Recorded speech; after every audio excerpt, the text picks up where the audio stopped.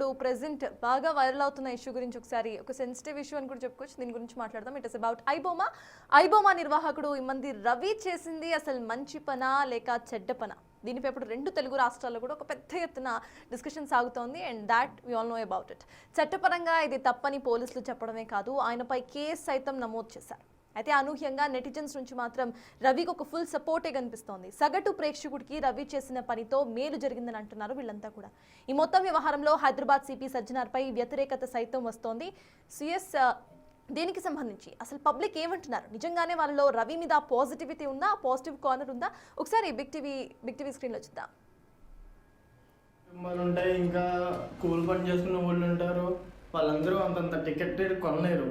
So ఈ ఇమ్మడి రవి చేసిన పని అయితే చాలా మంచిదే. రవి ముందే చెప్పింది కదా, నేను ఎంచుకున్న మార్గం తప్పే కానీ నేను చేసేది మంచి పని అని చెప్పింది. డబ్బు ఉన్నాడు 10 మందే ఉన్నారు, డబ్బు లేని వాళ్ళు 90 మంది ఉన్నారు. మరి 90 మంది మీరు 7,000 టికెట్ల రేట్లు పెంచి సినిమా చూసేటప్పుడు మరి పాప్కార్న్ కొనుక్కోవాలన్నా, సమోసా కొనుక్కోవాలన్నా, వందల కూల్ డ్రింక్స్ కొనుక్కోవాలన్నా, వందలు పెంచి మరి సగటు మధ్యతరగతి మనిషి ఎట్ట చూస్తాయి కొనుక్కో.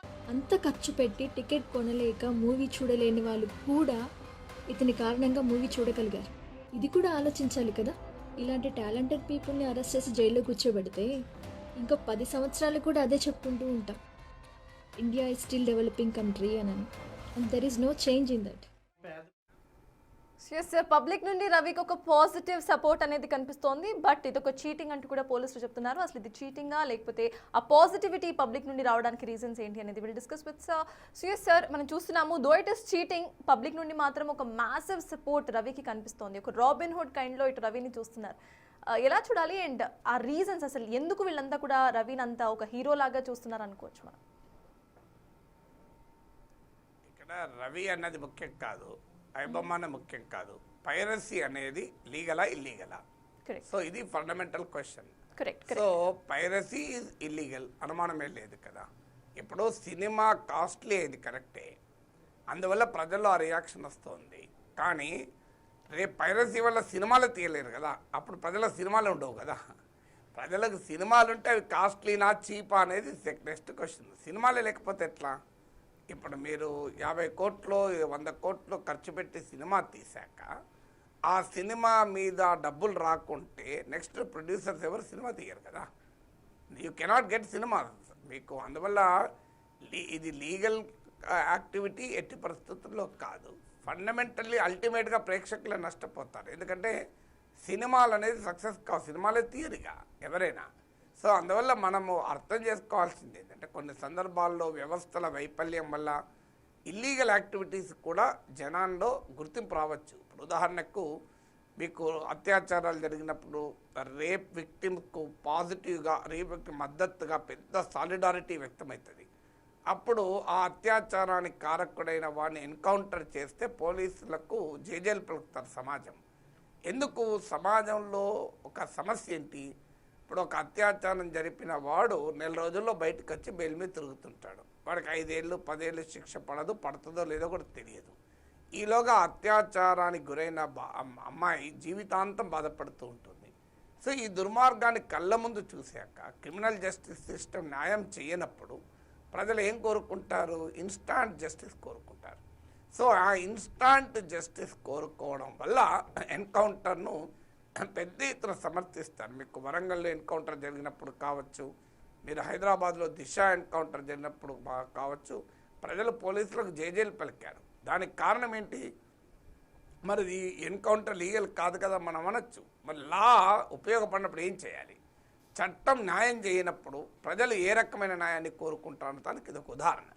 ఈ కేసులో కూడా జరుగుతున్నది ఏంటంటే సినిమా ఇండస్ట్రీ తమ ప్రేక్షకులకు సంబంధం లేని కారణాలతో పెద్ద ఎత్తున సినిమా ప్రొడక్షన్ కాస్ట్ పెంచేస్తున్నారు. 100 కోట్లు 500 కోట్లు 1000 కోట్లు. ఇప్పుడు హైదరాబాద్ పక్కన తీయగలిగిన సినిమాను వెళ్ళి న్యూజిలాండ్లో తీస్తారు. దాంతో ఖర్చు తడిసి మోపడవుతుంది. తర్వాత హీరోల రెమ్యూనరేషన్ అయితే ఆకాశాన్ని అంటినాయి. సో దీనికి ప్రేక్షకులకి ఏమీ సంబంధం లేదు, కానీ భారం మాత్రం ప్రేక్షకులకు అవుతుంది.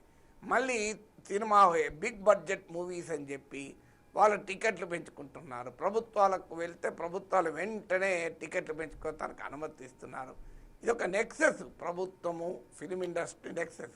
దీనికి అదనంగా మల్టీప్లెక్స్లు, సింగిల్ స్క్రీన్లు తగ్గిపోతున్నాయి, చిన్న చిన్న థియేటర్లు ఆగిపోతున్నాయి, అన్నీ పెద్ద మల్టీప్లెక్స్లు ఎమర్జ్ అవుతున్నాయి. ఈవెన్ స్మాలర్ టౌన్స్ కూడా మల్టీప్లెక్సెస్ పెనట్రేట్ అవుతున్నాయి. మల్టీప్లెక్సెస్లో మీకు పాప్కార్న్ తినాలన్నా వాచిపోతుంది, మీకు స్వీట్ కార్న్ తినాలన్నా వాచిపోతుంది, సమోసా తినాలన్నా వాచిపోతుంది. అడ్డగోలుగా రేట్లు వేస్తారు.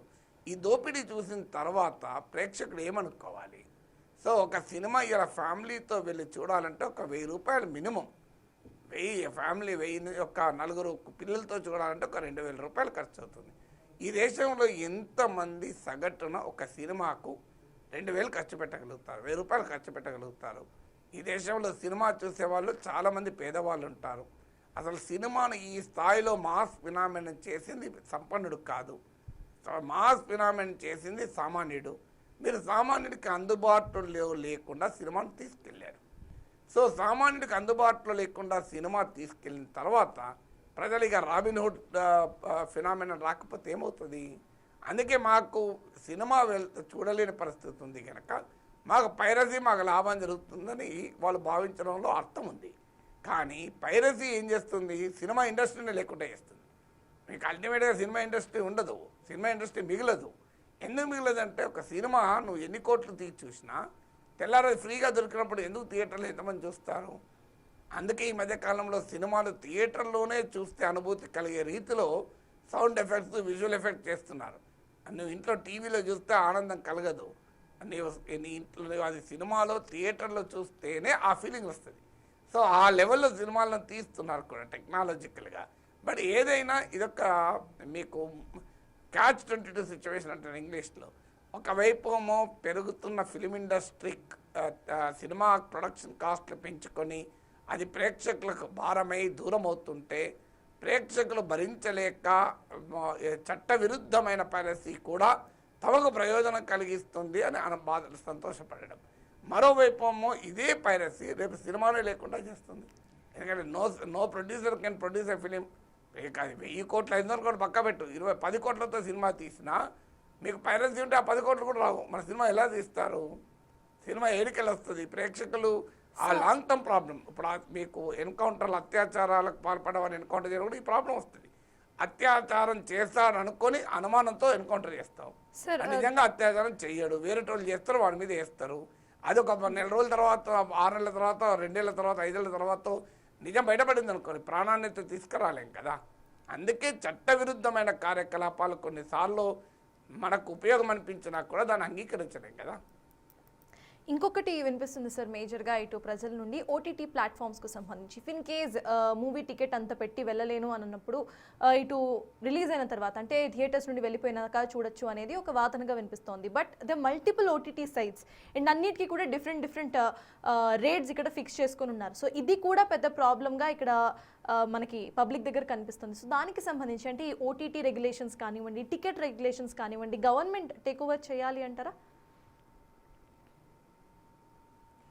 గవర్నమెంట్ టేక్ ఓవర్ చేస్తే ఏ పని కాదండి. ప్రతిదాన్ని గవర్నమెంట్ టేక్ ఓవర్ చేస్తే మన న్యూస్ ఛానల్స్ కూడా గవర్నమెంట్ టేక్ ఓవర్ చేయొచ్చు కదా. ఇప్పుడు ఇన్ని మల్టిపుల్ టీవీ ఛానల్ ఎందుకు? అన్ని ఛానళ్ళని కలిపి గవర్నమెంట్ అని నడుపుతా అయిపోతుంది ఒక ఛానల్.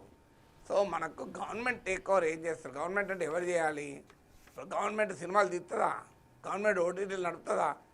గవర్నమెంట్లు ఎలా పనిచేస్తే మనకు తెలియంది కాదు కదా. సో అందువల్ల గవర్నమెంట్ టేక్ ఓవర్ ఎప్పుడూ సొల్యూషన్ కాదు.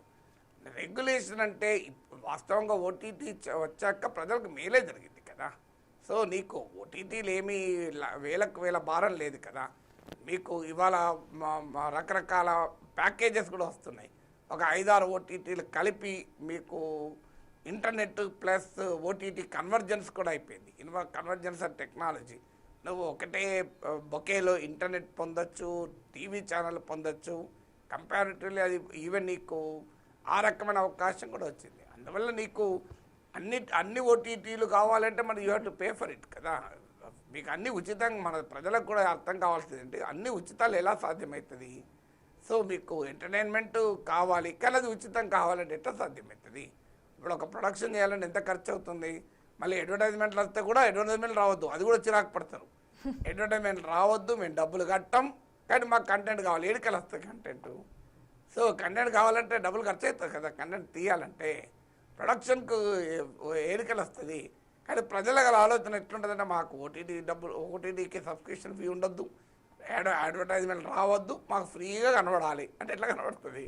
ప్రాక్టికల్గా సాధ్యం కాదు కనుక అందువల్ల ఎక్కడన్నా ప్రాఫిటీరింగ్ ఉండి లాభాపేక్షతో ప్రజలకు అందుబాటులో లేని కానీ రెగ్యులేషన్ ఉండాలి. కానీ ప్రతిదానికి రెగ్యులేషన్ అనే అవసరం లేదు. If you want a good content you have to pay for it. ఇలా ఇప్పుడు న్యూస్ ఛానల్స్ కూడా అన్నీ ఫ్రీ, కానీ ఏం జరుగుతుంది న్యూస్ ఛానల్లో ఎంత గొప్ప కంటెంట్ మనకు తెలియదా? ఇలా రకరకాల ఇంట్లో, ఎందుకంటే ఒక న్యూస్ ఛానల్ నడవాలంటే 1.5 to 2 crores కావాలి. 2 crores పెట్టగలిగే వాళ్ళు ఏ ఛానల్ పెట్టగలుగుతుంది? ఖచ్చితంగా నీకు అనేక రకాల ఇంట్రెస్ట్ లిమిట్ ఉంటాయి. ఏ ఇంట్రెస్ట్లు కావద్దంటే ప్రతి ఒక్కరు ఒక 10 రూపాయలు కట్టారనుకోండి మంత్కు, నీకు 20 లక్షల మంది 10 రూపాయలు కట్టినా 2 కోట్లు వస్తుంది, బ్రహ్మాండంగా ఇండిపెండెంట్ ఛానల్ వస్తుంది. కానీ ప్రజలు సిద్ధంగా ఉన్నారు ఆ 10 రూపాయలు కట్టడానికి. 10 రూపాయలు అంటే ఎంత లెక్క? హాఫ్ టీ కూడా ఇవాళ 34 రూపాయలు ఉంది. అందుకే ప్రజలకు కూడా అర్థం చేసుకోవాల్సిందండి, everything cannot be free. So మీకు ఒక గుడ్ కంటెంట్ రావాలి అంటే డెఫినెట్గా you to pay for it కదా. అది అన్బేరబుల్ అయి ఇన్యాక్సెసిబుల్ అయినప్పుడు ప్రశ్నించాలి తప్ప అన్బేరబుల్ కానప్పుడు